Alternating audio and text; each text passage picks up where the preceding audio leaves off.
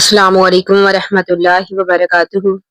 الحمدللہ رب العالمین، الصلاۃ والسلام علی رسولہ الکریم، اما بعد، فاعوذ باللہ من الشیطان الرجیم، بسم اللہ الرحمن الرحیم۔ معزز سامعات، آج ہم ایک اہم موضوع کے بارے میں بات کریں گے۔ وہ ہے ایک ایسی آیت جو ہماری زندگی بدل سکتی ہے۔ کیا آپ کبھی اپنی زندگی میں اتنے پریشان ہوئے کہ آپ کو لگا ہو اب میرے لیے کوئی امید باقی نہیں؟ کیا کبھی آپ نے سوچا کہ شاید میرے گناہ اتنے زیادہ ہیں کہ اللہ تعالیٰ مجھے معاف نہیں کرے گا؟ معزز سامعات، اگر آپ کے دل میں کبھی ایسا خیال آیا تو آج کی یہ آیت آپ کے لیے ہے۔ یقین کریں، قرآن مجید کی یہ آیت لاکھوں لوگوں کے دلوں میں امید جگا چکی ہے، اور شاید یہ آج آپ کی بھی زندگی بدل دے۔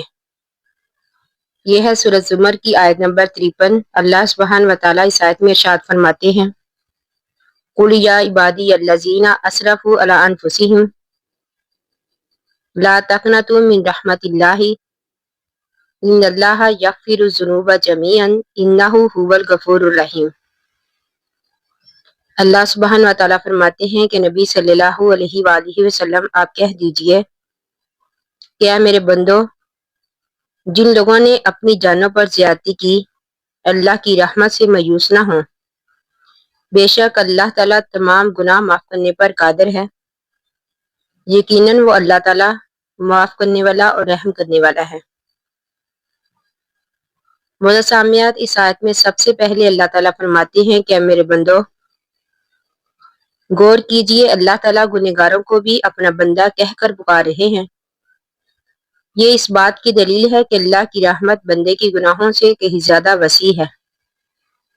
اس کے بعد اللہ سبحانہ وتعالیٰ فرماتے ہیں کہ اللہ کی رحمت سے مایوس نہ ہو۔ شیطان کی سب سے بڑی کوشش یہی ہوتی ہے کہ انسان کو یہ یقین دلا دے کہ اب تمہارے لیے معافی نہیں۔ لیکن قرآن مجید ہمیں سکھاتا ہے کہ مایوسی ایمان والوں کی صفت نہیں، بلکہ امید اور توبہ تو مومن کا راستہ ہے۔ پھر اللہ سبحانہ وتعالیٰ فرماتے ہیں کہ بے شک تمام گناہ معاف کرنے پر اللہ تعالیٰ قادر ہے۔ اس کا مطلب یہ نہیں کہ انسان جان بوجھ کر گناہ کرتا ہے اور کرتا رہے، بلکہ یہ کہ اگر بندہ سچے دل سے اپنے گناہوں پر نادم ہو، انہیں چھوڑنے کا ارادہ کرے اور اللہ سے معافی مانگے تو اللہ تعالیٰ اپنے بندے کی توبہ کو قبول فرماتا ہے۔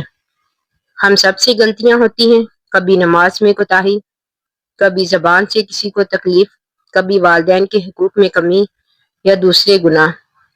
لیکن اگر آج ہم اللہ کے سامنے جھک جائیں، سچے دل سے توبہ کریں اور اپنی زندگی کو بدلنے کا ارادہ کریں تو اللہ تعالیٰ ہماری مغفرت کر سکتا ہے۔ تو آج اپنے آپ سے ایک سوال کریں، اگر اللہ تعالیٰ خود فرما رہے ہیں کہ میری رحمت سے مایوس نہ ہو، تو پھر میں کیوں مایوس رہوں؟ آئیے آج یہ وعدہ کریں کہ ہم 5 نمازوں کی پابندی کریں گے، قرآن مجید سے اپنا تعلق مضبوط کریں گے، گناہوں سے بچنے کی کوشش کریں گے اور ہر دن اللہ تعالیٰ سے سچی توبہ کریں گے۔ اللہ تعالیٰ ہمیں اپنی رحمت سے کبھی محروم نہ کرے، ہمارے گناہوں کو معاف کرے، ہمیں نیک زندگی گزارنے کی توفیق عطا کرے۔ آمین ثم آمین۔ آخر دعوانا ان الحمدللہ رب العالمین۔ السلام علیکم ورحمۃ اللہ وبرکاتہ۔